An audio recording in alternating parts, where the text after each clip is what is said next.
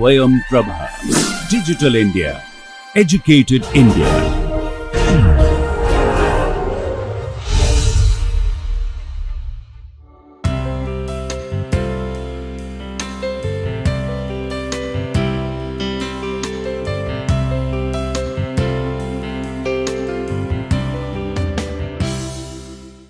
Good morning.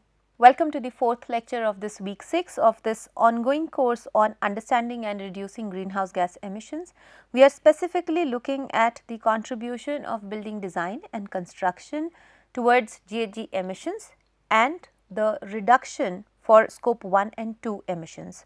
In today's lecture, we are going to look at natural ventilation and mechanical ventilation in buildings, and we will see strategies how to reduce the energy consumption when we are attempting natural ventilation.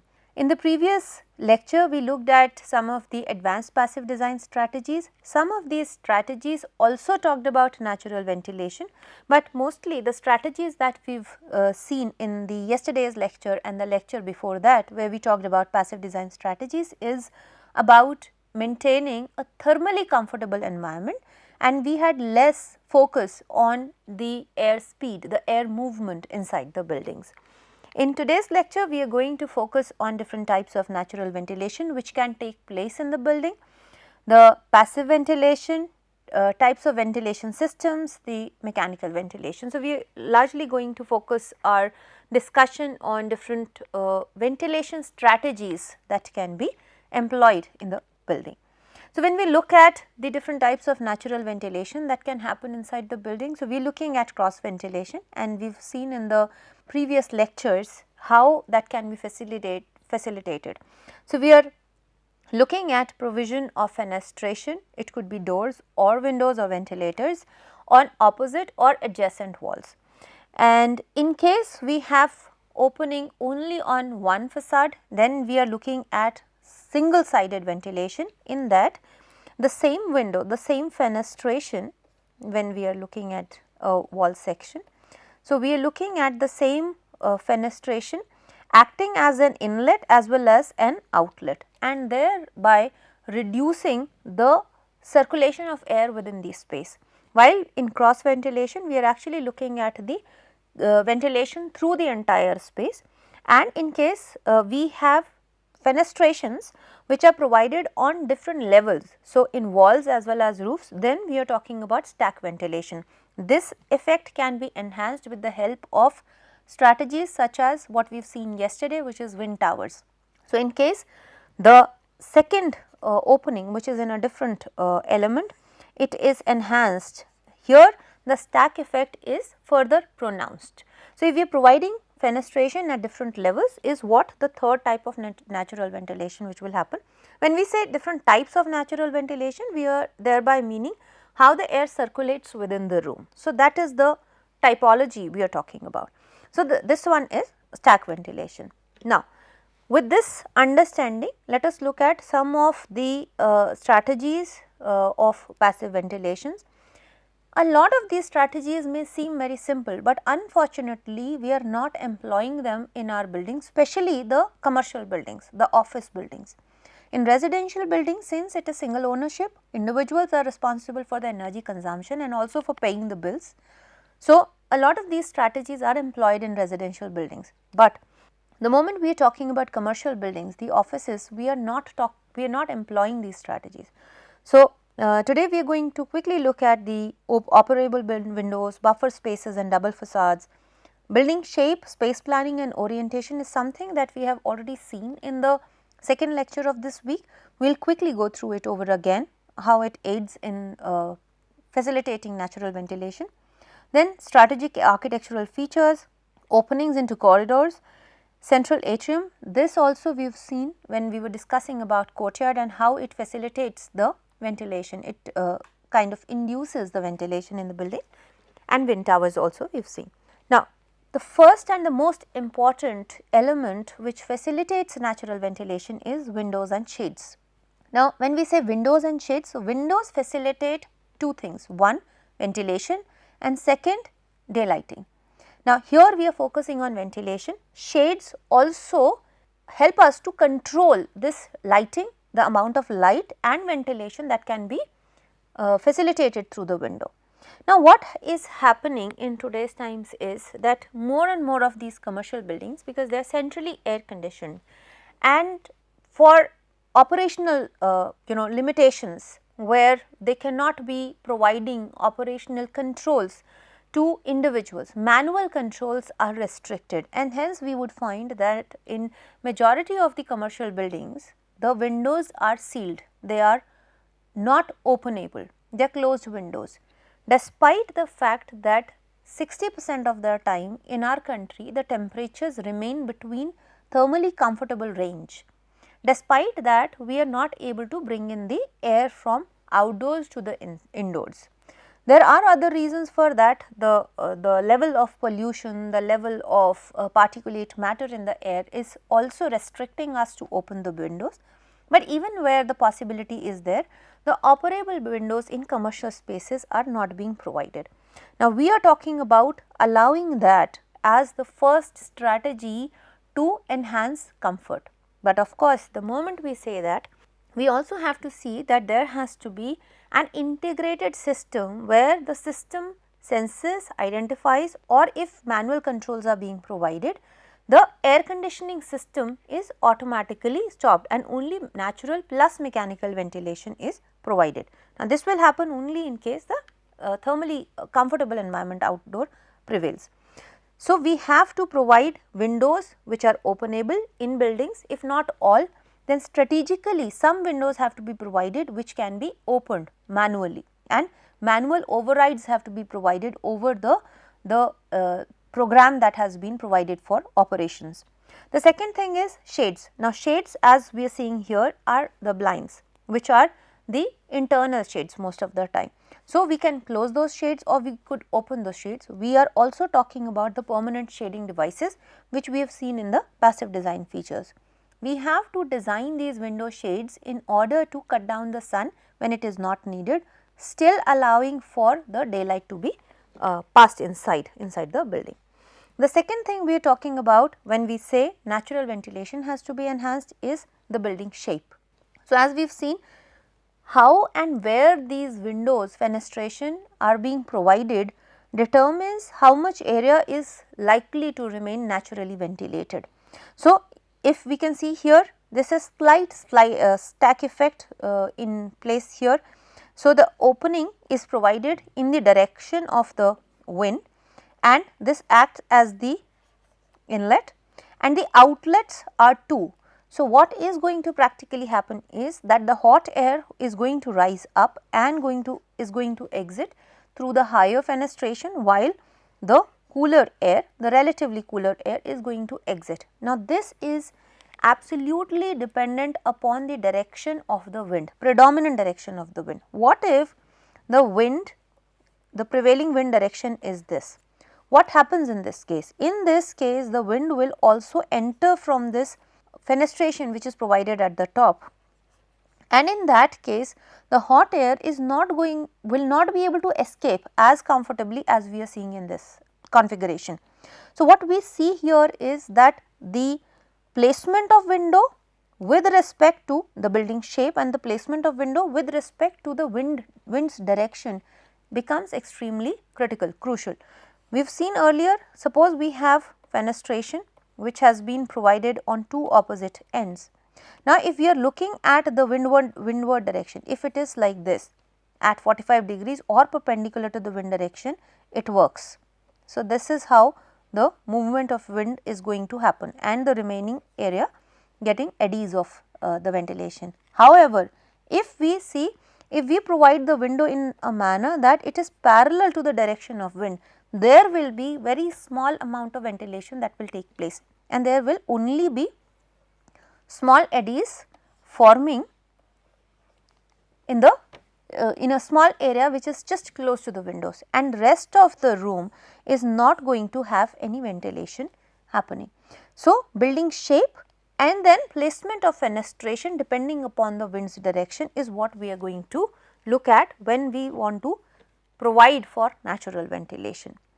We have already seen the space planning and orientation, vegetation and buildings, they shadow each other, they create negative spaces as far as natural ventilation is concerned, they create shaded spaces where we will not receive wind. For example, if we look at this particular diagram where 4 buildings have been provided. Now, if this is the prevailing wind direction, we are not going to have any wind here. So, this surface of the second building is not going to get any wind despite being perpendicular to the windward direction. So, we have to see how these shaded areas, how these shadow areas are going to get created. Preferably, the fundamental should remain that if we have to provide a window for natural ventilation, then it has to be between 45 to 90 degree of the windward direction. So, if this is the windward direction, at max we can provide a window which is up to 45 degrees of that angle. Anything beyond that will not help in natural ventilation. Next, we are talking about openings to corridors. Now, corridors can act as facilitators provided their ends are treated well. Now, what happens? For example, in this case, if we have enclosed ends and there is no possibility of ventilation of this corridor from both the ends, then this corridor will not aid in natural ventilation. However, if we have here in this case they have provided a staircase at the end of the corridor, both the sides they provide. Now, this staircase is going to have a continuous shaft. The staircase is going to remain open provided we do not have a fire door here which remains closed all the time.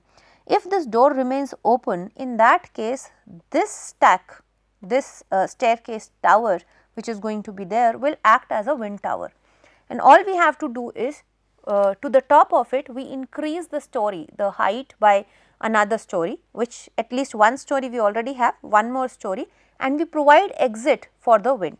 So, what we are looking at here is, suppose these are the different floors that we are talking about, say this is a section through the corridor, and then towards the end we have this staircase which is running, and we have one more story, and towards the top we create these vents. They can be provided with mechanical exhausts which run. Now, each of this corridor is going to exhaust the air through these vents is what we are talking about, and the windows which have been provided in these rooms will act as inlets. Now, in which direction would we provide that? So, we are talking about say 45 degrees to the prevailing wind direction, or preferably perpendicular, but in that case what we are seeing is that we will have this side as a shaded area. We will not have wind coming into this side, but what will happen if we forced ventilate this corridor, since there is negative pressure here, but in that case we are also recommending to open these doors. There has to be opening so that there is circulation, and when there is negative pressure there will be air which will be drawn into the room from the opposite side even when it is a shadow area. So, corridors can facilitate, but their ends have to be treated well. Preferably this is the best arrangement that we can have, where we have a tower towards the end and it exhausts the air from the corridor, from each corridor, and thereby allowing the windows to draw in more air. So, this is a simple strategy or design strategy, but it facilitates natural ventilation. Wind towers and wind catchers, we have already seen how it works both ways. It can act as an exhaust or it could act as a supplier, and if we add the sprays, water sprays into that, it becomes a down draught and it will further aid in cooling, which is what you must have seen in case of traditional desert architecture, the arid, semi-arid architecture, the Middle East architecture. The central atrium, the courtyard, it could be open to sky or may not be open to sky, also aids in that. Also, what we plant here in the bottom will determine how much of ventilation is going to happen through that. Now, we also have to see that there are multiple factors which will affect this.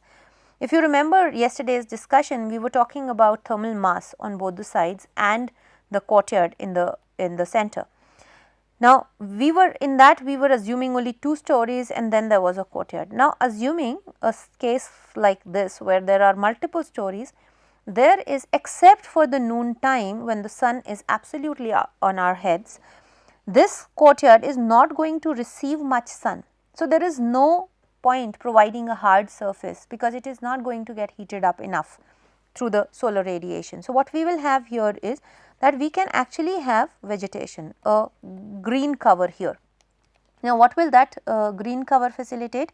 It will maintain the environment as cooler, and what it will do is that in general it will allow the air, warmer air to escape. So, ventilators of each side will help in drawing air out because this top level is going to be hotter than the bottom layers.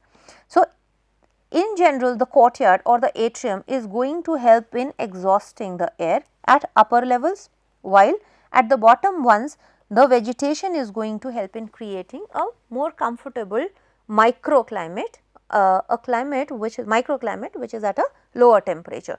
So, this is how atriums will aid and facilitate. In addition, we are not discussing about daylighting here, but these strategies, most of these strategies will also help in bringing in some daylight. So, we will also have to weigh the benefits that are coming from reduction of requirement of energy for artificial lighting.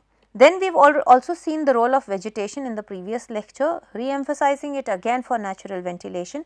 The height of vegetation and the placement of vegetation affects the natural ventilation inside the building significantly.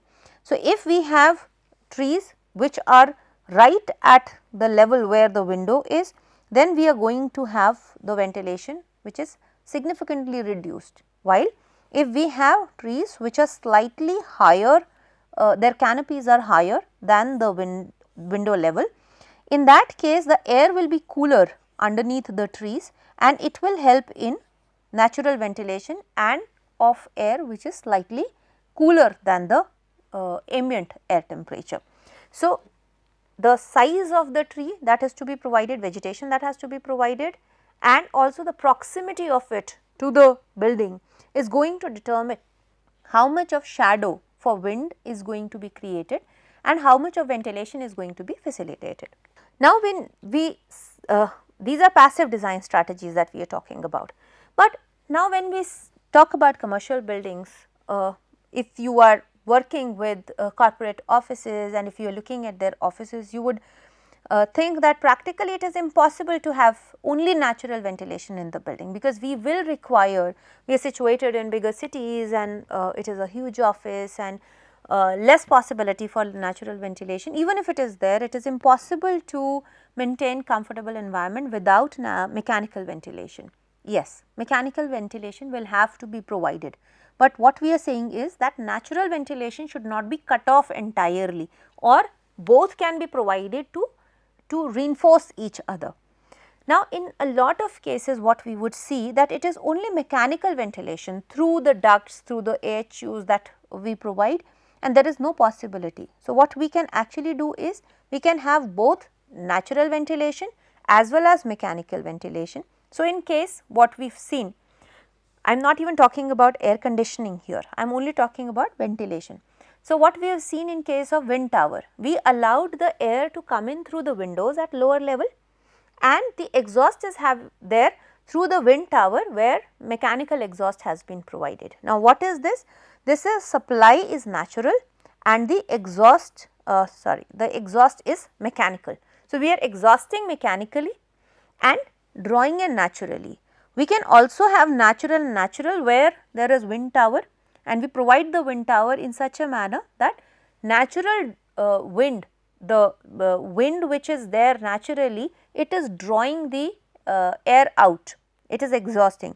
So, it could be both natural, it could be the other way around, here mechanical and natural. For example, we can have earth air duct here, earth air tunnel here, and we might be providing a pump, a fan, which will help us in drawing the air through that earth air duct mechanically, and it will be exhausted through the tower, probably the staircase duct naturally.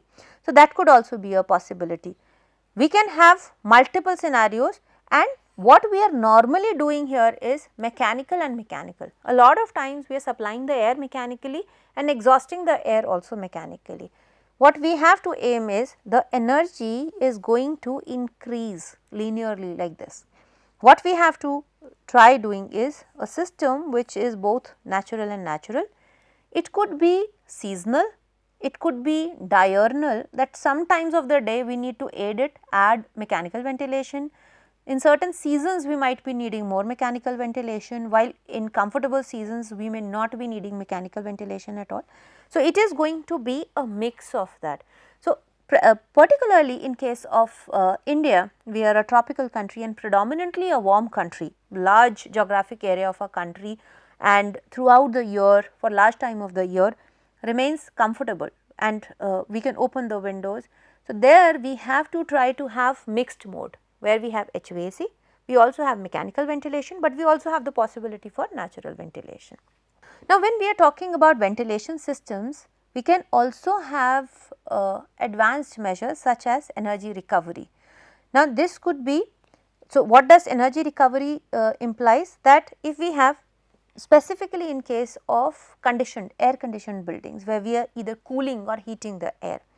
So, if the outdoor air is slightly warmer and the indoor air is maintained at a lower temperature, in that case when we are exhausting the air, this exhaust, for example, these are the two ducts. So, this is the exhaust duct and this is the supply duct. Now, the supply air is going to come at say 35 degrees centigrade from outside. So, this is a warmer air which is going to be sent to AHU here, and then it is treated, and after that it is supplied into the space, and from the space it is going to be sent to exhaust. Now, this might be at 35 degrees when it is going to be sent to AHU, the HVAC plant, and when it is exhausted from the space. So, when it is supplied into the space, it is probably at 15 degrees or 12 degrees or 18 degrees, but even when it is leaving the space, it is being exhausted out, it is only at 25 degrees centigrade or 23 degrees centigrade. There is still a difference of 10 degrees here. So, what we will do is that we will have an energy recovery. So, the air is not mixing, but the heat from this cool air, which is the exhaust air, higher in carbon dioxide, will take the heat from this air which is at 35 degrees. So, while exhausting, the coolth of this is exchanged between the air, and this is what is energy recovery. And by the time this air at 35 degrees, the outdoor air is supplied into the AHU, it is already say 30 degrees. If we look at, if we are able to do a most efficient energy recovery, then this will be already cooled down, it will be pre-cooled by 5 degrees, thereby saving a lot of energy to the HVAC system. So, such mechanical systems are available which should be used when we are going for mechanical ventilation in addition to the natural ventilation. With this, I will stop here. There are many more mechanical systems which are energy efficient, which have to be employed in the buildings, which we will talk about later. But the first step towards designing efficient buildings have to be naturally ventilated. These buildings have to be naturally ventilated. With this understanding, we will move on to daylighting in the next lecture, the last lecture of this week tomorrow. Thank you very much for joining me. Bye-bye.